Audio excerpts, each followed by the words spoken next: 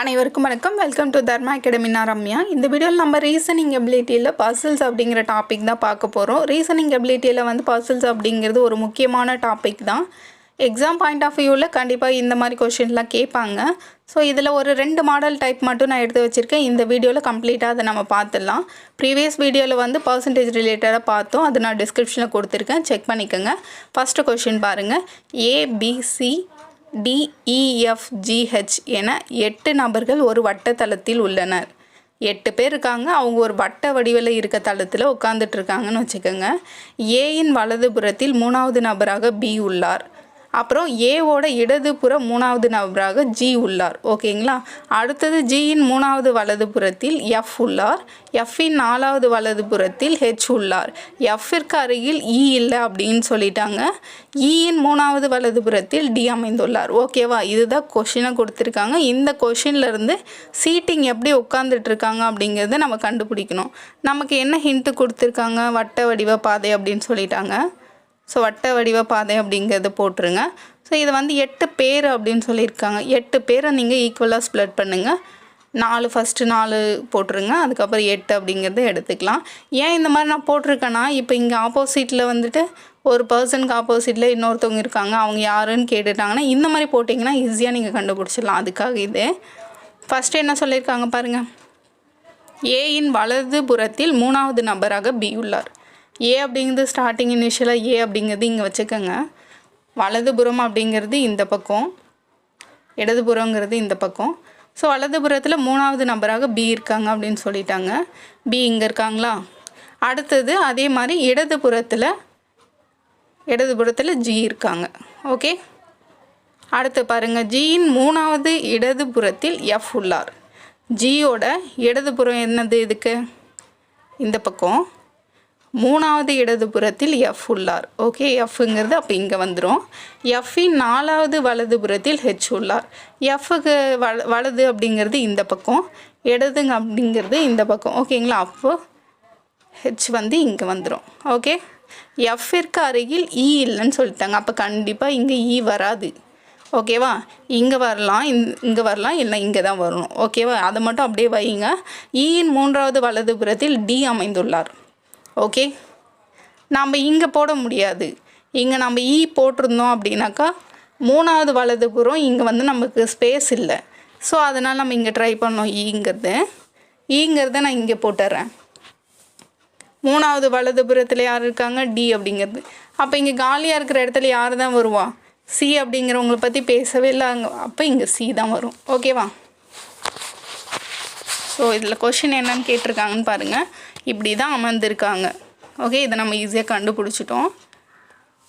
First question பாருங்கள்.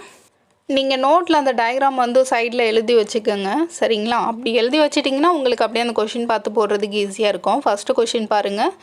Cயின் அருகில் எந்த 2 நபர்கள் அமர்ந்துள்ளன அப்படின்னு கேட்குறாங்க. Cக்கு நடுவில் Cக்கு அருகில் அப்படின்னு சொல்லியிருக்காங்க. அப்போ C அப்படிங்கிறது நடுவில் இருக்கும். இந்த பக்கம் யார் இருந்தாங்க, இந்த பக்கம் யார் இருந்தாங்கன்னு தான் கேட்குறாங்க. இந்த பக்கம் F அப்படிங்கிறவங்க இருந்தாங்க, இந்த பக்கம் A அப்படிங்கிறவங்க. இதில் AF அப்படிங்கிறது கொடுத்துருக்காங்க. இல்லைனா FAனும் கேட்கலாம். ஓகேவா? ஸோ இதுதான் கரெக்டான ஆன்சர். அடுத்தது பாருங்கள். Eயின் எதிர்ப்புறம் யார் அமர்ந்துள்ளன? ஈங்கிறது நம்ம இந்த சைடு போட்டோம். சரிங்களா? ஆப்போசிட்டில் யார் இருந்தாங்க? A அப்படிங்கிறவங்க தான். ஓகே, கொஷின் போட்டோம். அடுத்த கொஷின் பாருங்கள். ஏயினுடைய 2வது வலதுபுறத்தில் யார் அமர்ந்துள்ளன அப்படின்னு கேட்குறாங்க. ஸோ இது நம்ம இந்த பக்கம் தான் வலது அப்படிங்கிறது. இது 2வது நம்பர் அப்படின்னு பார்த்தீங்கன்னா இங்கே C நம்ம போட்டோம், இங்கே F அப்படிங்கிறது தான் இருக்குது. அப்போ F அப்படிங்கிறது தான் இந்த கொஷினோட ஆன்சர். அடுத்தது பாருங்கள். ஹெச்சினுடையது 4வது வலதுபுறத்தில் யார் உள்ளார்? H அப்படிங்கிறது நம்ம கீழே போட்டிருந்தோம். 4வது வலதுபுறம் அப்படின்னு சொல்லிட்டாங்க. ஸோ அதுவும் சேம் F அப்படிங்கிறது தான் வரும். இப்படி போச்சுன்னா இங்கே நம்ம டாப்பில் அதுக்கு ஆப்போசிட்டில் F அப்படிங்கிறது தான் போட்டோம். கவுண்ட் பண்ணிங்கன்னா 4th வரும். ஓகே, அடுத்த கொஷின் பார்க்கலாம். 5th கொஷின் Cக்கு F என்ன உறவு அப்படின்னு கேட்குறாங்க. ஸோ F அப்படிங்கிறது இங்கே போட்டோம், C அப்படிங்கிறது இங்கே இருந்தது, A. ஓகே, இப்படி தான் இருந்தது. ஸோ எஃப்க்கும் சிக்கும் என்ன உறவு அப்படின்னு கேட்குறாங்க. இது ரெண்டும் பாருங்கள், இரண்டாவது வலதுபுறம் இல்லைனா மூன்றாம் இடதுபுறம் இல்லைனா எதிர்புறம் பக்கத்தில் அப்படின்னு சொல்லி கேட்டிருக்காங்க. கண்டிப்பாக இது பக்கத்தில் தான் அமர்ந்திருக்கு. ஸோ இதுதான் இந்த கொஷினோட ஆன்சர். நம்ம ரெண்டாவது கொஷின் இதே மாதிரி போட்டுடலாம்.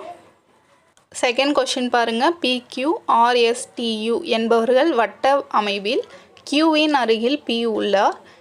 ஆரின் இரண்டாவது வலது வந்து Q இருக்காங்க, Tயின் இரண்டாவது இடது வந்து S இருக்காங்க, Uவின் அருகில் T இருக்காங்க. ஓகே, இது மட்டும்தான் நம்மளுக்கு கொடுத்துருக்காங்க. இதை வச்சு நம்ம கண்டுபிடிச்சணும்.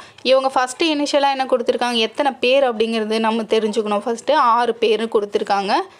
ஸோ அடுத்தது வந்து வட்ட வடிவமா இல்லை வந்து நீள்வட்டமா இல்லைனா நேர்கோடா அப்படின்னு சொல்லி கேட்பாங்க. ஏன்னா வட்ட பாதையில் மட்டுமே அமர்ந்திருக்க மாட்டாங்க, நேர்கோட்லேயுமே பர்சன்ஸ் இருப்பாங்க, இல்லைனா ஸ்கொயர் ஷேப்பில் கூட இருக்கலாம். இந்த பாசிபிள்ஸ் எல்லாமே இருக்குது. ஓகேவா, இப்போ நம்ம வட்ட வடிவ பாதையில் தான் இந்த கொஷினுக்கு போட போகிறோம். ஸோ சர்க்கிள் ஷேப் போட்டுடலாம். இதில் வந்துட்டு 6 பேர் கொடுத்துருக்காங்க. சேம் நம்ம லாஸ்ட் டைம் போட்டோம் இல்லையா, அதே மாதிரி ஸ்ப்ளிட் பண்ணிவிடுங்க. ஏன்னா ஆப்போசிட்டில் இருக்க பர்சன் கேட்டாங்கன்னா கண்டுபிடிக்கிறதுக்கு ஈஸியாக இருக்கும். ஓகே, ஃபஸ்ட்டு என்ன கொடுத்துருக்காங்க பாருங்கள், Qவின் அருகில் P உள்ளார். ஸோ Q அப்படிங்கிறது இங்கேருந்தே ஸ்டார்ட் பண்ணுவோம். நம்ம அருகில் வந்து P வந்து இங்கேயும் இருக்கலாம், இங்கே இருக்கலாம். இது ரெண்டுமே அருகில் தான். நான் P வந்து இங்கே எடுத்துக்கிறேன். ஸோ இங்கே வச்சு கூட நம்ம ட்ரை பண்ணலாம். ட்ரை பண்ணிங்கன்னா வருதான்னு செக் பண்ணி பாருங்கள். ஸோ அடுத்தது பாருங்கள், ஆரின் இரண்டாம் வலது வந்து Q இருக்காங்க. 6 வந்துட்டு நம்ம எங்கேயும் போடலை. ஸோ 6 அப்படிங்கிறதே நம்ம இங்கே எடுத்துக்கலாம். இரண்டாம் வலது Q இருக்காங்க. ஏன்னா இதிலேருந்து வலது புறம் இந்த பக்கம், இரண்டாம் வலதில் Q இருக்காங்க. இந்த கண்டிஷன் நமக்கு ஓகே ஆகிடுச்சு. Tயின் இரண்டாம் வலது S இருக்காங்க. சர்க்கிள் போட்டர் அகைன், சாரி. ஸோ நம்ம எது வரைக்கும் கம்ப்ளீட் பண்ணியிருந்தோம், இங்கே Q இருந்தாங்க, இங்கே P போட்டிருந்தோம். ஏன்னா Q கருகில் P இருக்காங்கன்னு சொல்லிட்டாங்க. ஆரோட வந்து ஆரின் இரண்டாம் வலது வந்து Q இருக்காங்கன்னு சொல்லிட்டாங்க. இந்த கண்டிஷன் ஓகே ஆகிடுச்சு. Tயின் இரண்டாவது இடது வந்து S இருக்காங்க. T வந்து இங்கேருந்தே ஸ்டார்ட் பண்ணிவிடுங்க. ஸோ இங்கேருந்து பார்த்தீங்கன்னா இதுக்கு இரண்டாம் இடது, வலதுனா இந்த பக்கம், இடதுங்கிறது இந்த பக்கம் தான்.